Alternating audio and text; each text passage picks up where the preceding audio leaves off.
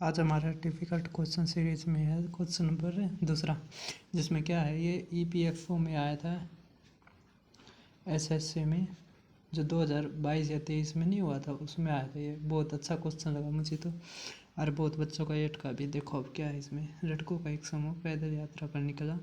इसके लिए उनका एक सुनिश्चित अनुकरण था, मतलब एक पैटर्न था। यदि वह सुबह यात्रा पर जाते तो शाम का खाली समय होता, मतलब अगर सुबह गए तो शाम को खाली है, और शाम को गए तो सुबह खाली है। तो 16 दिन उन्होंने एक साथ यात्रा की, मतलब वे 16 दिन गए हैं। तो अब उनके पास 10 तो प्रातः खाली हैं और 12 शाम खाली हैं। तो ज्ञात कीजिए पैदल यात्रा का कुल समयकाल कितने दिनों का था। तब देखो इसमें क्या है, अगर मान लिया पहला दिन है, उसमें अगर वो सुबह गए हैं तो शाम को नहीं गए। अगर दूसरे दिन अगर वे शाम को गए हैं, मतलब सुबह नहीं गए तो शाम को गए। तो हमने मान लिया कि सुबह जो है टोटल वे n है, और इसी तरह जो शाम है वे भी कितनी हैं, n। तो अब देखो कितनी सुबह खाली हैं, 10। तो अब वे गए कितने दिन हैं, तो n-10।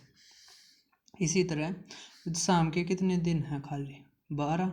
तो वह गए कितने, n-12। तो अब क्या है, वो एक खाली समय था, तो इन दिनों वो गए हैं, तो टोटल कितने के बराबर है, वह 16 दिन गए हैं ना।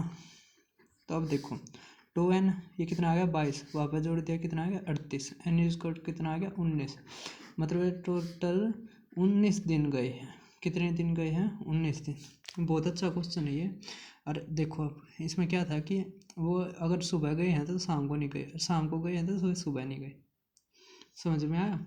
तो हमने मान लिया टोटल कि वो n दिन गए हैं, सुबह का मतलब n दिन सुबह गए हैं और n दिन शाम को गए हैं।